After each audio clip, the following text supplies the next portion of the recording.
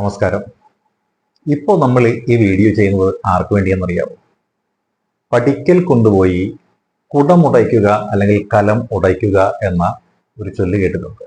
അതല്ലെങ്കിൽ മുകളിൽ വരെ ചെന്നിട്ട് കൊല തൊടാതെ ഇറങ്ങിപ്പോന്നു എന്ന ഒരു ചൊല്ലും കേട്ടിട്ടുണ്ട്. അപ്പോൾ ഇങ്ങനെ ചെയ്യുന്ന കുറച്ച് ആൾക്കാരുണ്ട്. അവർക്ക് വേണ്ടി മാത്രമാണ് ഇന്നത്തെ ഈ വീഡിയോ നമ്മൾ ഡെഡിക്കേറ്റ് ചെയ്യുന്നത്. അപ്പോൾ പഠിക്കൽ കൊണ്ടുപോയി കലമുടയ്ക്കുന്ന ആളുകൾ ആര് എന്ന് തിരിച്ചറിയുക. നിങ്ങളെങ്ങാനും ഈ കൂട്ടത്തിലുണ്ടോ? ഉണ്ടെങ്കിൽ ഒന്ന് കമന്റ് ചെയ്തേക്കണം കേട്ടോ. അതായത് നമ്മൾ വളരെ കഷ്ടപ്പെട്ട് ബുദ്ധിമുട്ടി പഠിച്ച് തയ്യാറെടുക്കുന്ന എന്തിനു വേണ്ടിയിട്ടാണ്? ഒരു ഗവൺമെന്റ് ജോലി ലഭിക്കാൻ വേണ്ടിയിട്ടല്ലേ? ആ ഗവൺമെന്റ് ജോലി എങ്ങനെയാണ് നമുക്ക് ലഭിക്കുന്നത്? ചില ഭാഗ്യവാന്മാരായ ആൾക്കാരുണ്ട്, അവർക്ക് വേണ്ടി ആരെങ്കിലുമൊക്കെ പിറകുവശത്ത് വാതിലിങ്ങനെ തുറന്നു നിലത്തിട്ടേക്കും. ഇങ്ങോട്ട് കയറിവാ മക്കളെ, കയറിവാ മക്കളെ എന്ന രീതിയിൽ നമ്മുടെ പഴയ ഗോഡ് ഫാദർ സിനിമയിലെ അഞ്ഞൂറാൻ വിളിക്കുന്ന പോലെ കയറിവാടാ മക്കളെ എന്ന് പറയുന്ന പോലെ വിളിക്കാൻ ആൾക്കാരുണ്ടായിരിക്കും. പക്ഷെ നമുക്ക് അങ്ങനെ ആരെങ്കിലും ഉണ്ടോ? നമുക്ക് അങ്ങനെ ആരുമില്ല. നമ്മൾ കഠിനമായി പ്രയത്നിച്ച് അധ്വാനിച്ച് കഷ്ടപ്പെട്ട് ബുദ്ധിമുട്ടി പഠിച്ചൊരു പരീക്ഷ എഴുതി അതിന്റെ റാങ്ക് ലിസ്റ്റ് പ്രസിദ്ധീകരിച്ച് കഴിയുമ്പോൾ കോടതിയുടെ ഉത്തരവ് വരും. എന്താ? പരീക്ഷ ക്യാൻസൽ ചെയ്ത് വീണ്ടും നടത്താൻ പോകുന്നു എന്നൊക്കെയുള്ള രീതിയിൽ. അപ്പൊ നമുക്ക് ഒരുപാട് കഷ്ടപ്പാടും യാതനകളും ഒക്കെ ഉള്ളതാണ്. അപ്പൊ നമ്മൾ എന്ത് ചെയ്യണം? ഇതെല്ലാം മുൻകൂട്ടി കരുതി വേണമിരിക്കാൻ എന്ന് ആദ്യമേ തന്നെ പറയുകയാണ്. പക്ഷേ നമ്മൾ ആഗ്രഹിക്കുന്ന എന്താണ്? ഒരു സർക്കാർ ജോലിയല്ലേ? അപ്പോൾ ആ ഒരു സർക്കാർ ജോലി ലഭിക്കാൻ വേണ്ടിയിട്ട് നമ്മൾ എന്താ ചെയ്യേണ്ടത്? അതിന്റെ അപ്പോയിന്റ്മെന്റ് ഓർഡർ കയ്യിൽ കിട്ടുന്നത് വരെ നമ്മൾ ആ അപ്പോയിന്റ്മെന്റ് ഓർഡർ കയ്യിൽ കിട്ടി ഓഫീസിലെത്തി നമ്മളുടെ മസ്റ്റർ റോളിൽ നമ്മുടെ സിഗ്നേച്ചർ ഇട്ട് ജോയിൻ ചെയ്യുന്ന സമയം വരെ നമ്മൾ വിജിലന്റ് ആയിരിക്കണം. കാര്യം ഏത് സമയത്ത് വേണമെങ്കിലും അത് ക്യാൻസൽ ചെയ്യപ്പെട്ട് പോകാവുന്നതേ ഉള്ളൂ എന്നുള്ളതാണ് കാരണം. അവൾ പഠിക്കലെത്തി കലമുടയ്ക്കുന്നവരെന്ന് നമ്മൾ ആദ്യമേ പറഞ്ഞത് വെറുതെ അല്ല. കാര്യം എന്താ? നമ്മൾ ഒരുപാട് തയ്യാറെടുപ്പ് നടത്തും, കഷ്ടപ്പെടും, ബുദ്ധിമുട്ടും, മണിക്കൂറുകൾ തന്നെ ഒരു ദിവസം നമ്മൾ നീക്കിവെക്കും. പ്രധാനപ്പെട്ട പല കാര്യങ്ങളും നമ്മൾ ഒഴിവാക്കും. അങ്ങനെയെല്ലാം ഒഴിവാക്കി കഷ്ടപ്പെട്ട് പഠിച്ച് നല്ല അറിവ് നമ്മളിങ്ങനെ സ്വായത്തമാക്കി നല്ല ആത്മവിശ്വാസത്തോടു കൂടി നല്ല കോൺഫിഡൻസോടു കൂടി നമ്മൾ ഇങ്ങനെ ഇരിക്കുമായിരിക്കും, അല്ലെ? അപ്പൊ നമ്മൾ അങ്ങനെ ഇരിക്കുന്ന ആ സമയത്ത് എന്താ സംഭവിക്കാന്നറിയാവോ? നമ്മൾ അങ്ങനെ ഇരിക്കുന്ന സമയത്ത് എന്താ പറ്റുക? ഒന്നും സംഭവിക്കാനില്ല. ഈ പരീക്ഷ നമ്മൾ എഴുതുമ്പോൾ ചിലപ്പോൾ നമ്മൾ അതിന്റെ ഫൈനൽ ലിസ്റ്റ് പ്രസിദ്ധീകരിക്കുമ്പോൾ അതിൽ ഉൾപ്പെടുകയില്ല. അപ്പൊ എന്തായിരിക്കും നിങ്ങൾ ഓരോരുത്തരുടെയും ഉള്ളിൽ തോന്നുക? എൻ്റെ ജീവിതത്തിന്റെ നല്ലൊരു സമയം പഠനത്തിന് വേണ്ടി ഞാൻ നീക്കിവെച്ചു. എൻ്റെ എല്ലാ പ്രധാനപ്പെട്ട കാര്യങ്ങളും ഞാൻ ഒഴിവാക്കി പഠനത്തിന് വേണ്ടി മാത്രം ഞാൻ ഡെഡിക്കേറ്റ് ചെയ്തു. പക്ഷേ ഫൈനൽ ലിസ്റ്റ് വന്നപ്പോൾ, മെയിൻ ലിസ്റ്റ് വന്നപ്പോൾ ഞാൻ അതിലില്ല. സപ്ലിമെന്ററി ലിസ്റ്റിലായിപ്പോയി. അതല്ലെങ്കിൽ സപ്ലിമെന്ററി ലിസ്റ്റിൽ പോലുമില്ല. അതായത് ലിസ്റ്റിൽ വരാത്തവരുടെ ആഗ്രഹം എന്തായിരിക്കും? ഒന്ന് സപ്ലിമെന്ററി ലിസ്റ്റിലെങ്കിലും ഞാൻ വന്നിരുന്നെങ്കിൽ എന്നായിരിക്കും അങ്ങനെയുള്ള ആൾക്കാരുടെ ആഗ്രഹം എന്ന് പറയുന്നത്, അല്ലെ?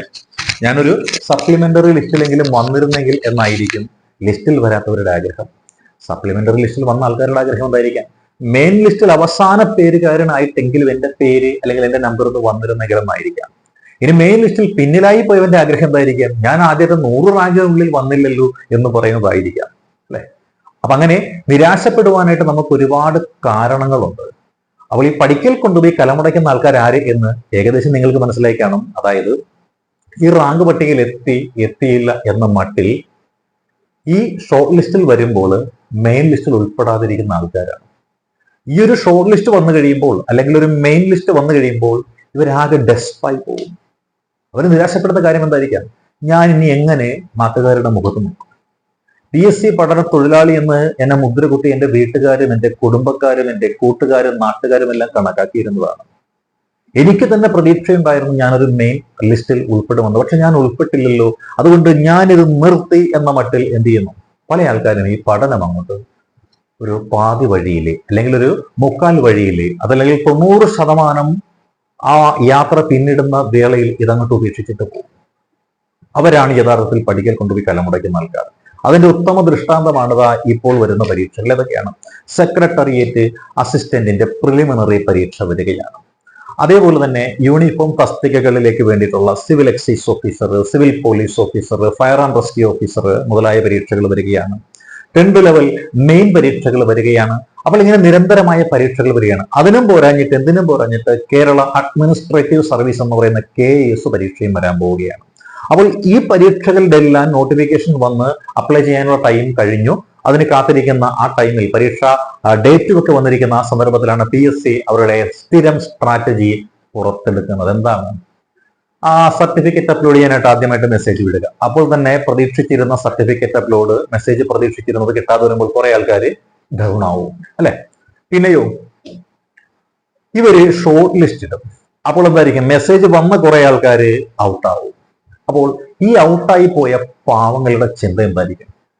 എന്റെ ആയുസിന്റെ നല്ല ഒരു ഭാഗം അല്ലെങ്കിൽ കുറേയധികം ദിവസങ്ങൾ ഞാൻ ഈ ഒരു ജോലി കിട്ടുമെന്നുള്ള പ്രതീക്ഷയിൽ പഠിക്കാനിരുന്നതല്ലേ, ഞാനതിലില്ലല്ലോ, ഉൾപ്പെട്ടില്ലല്ലോ, അതുകൊണ്ട് ഈ PSC പഠനമേ ഞാൻ വെറുത്തുപോയി, ഞാൻ നിർത്തുന്നു എന്ന മട്ടിൽ കുറെ പാവങ്ങള്, കുറെ പാവപ്പെട്ടവരെന്ത് ചെയ്യുന്നു, നിർത്തുന്നു, മനസ്സ് തളർന്നു നിർത്തുന്നു.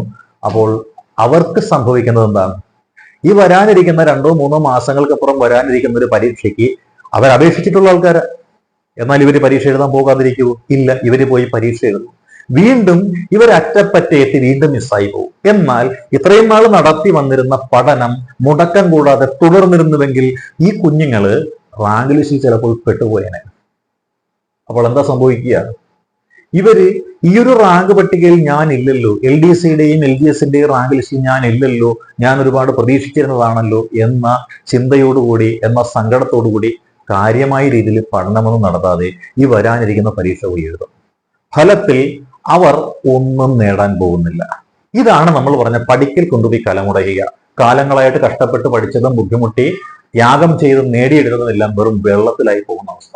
അങ്ങനത്തെ ഒരു അവസ്ഥാവിശേഷമാണോ മക്കൾ നിങ്ങൾക്ക് വേണ്ടത്? അല്ല എന്നുണ്ടെങ്കിൽ നമ്മൾ ഒരു പുത്തൻ ഉണർവോടുകൂടി പോയത് പോകട്ടെ, നമ്മൾ പഠിച്ചത് വെറുതെയല്ല, നമ്മുടെ നാളുകൾ, നമ്മളുടെ ദിവസങ്ങൾ, നമ്മുടെ രാത്രികളെ പകലുകളാക്കി നമ്മൾ പഠിച്ചെടുത്തതൊന്നും വെറുതെയല്ല എന്ന് നമ്മളെയെങ്കിലും ബോധ്യപ്പെടുത്തുവാൻ. നമ്മളെ ബോധ്യപ്പെടുത്തി കഴിഞ്ഞാൽ നമ്മുടെ വീട്ടുകാർ ബോധ്യപ്പെടും, സമൂഹം ബോധ്യപ്പെടും, ഈ ലോകം തന്നെ ബോധ്യപ്പെടും. ഓർക്കുക, പരാജയപ്പെട്ട് പാതി വഴിയിൽ പിന്മാറുന്നവൻ്റെതല്ല ഈ ലോകം. വിജയിക്കുന്നവന് മാത്രമാണ് ചരിത്രം മെനയുവാൻ സാധിക്കുന്നത്. അപ്പോൾ ഒരു വിജയിയാകുവാനുള്ള പരിശ്രമമാണ് നിങ്ങളുടെ ഭാഗത്തു നിന്നുണ്ടാവേണ്ടുന്നത്. അത് മനസ്സിലാക്കുക, അതനുസരിച്ച് പ്രവർത്തിക്കുക. All the best.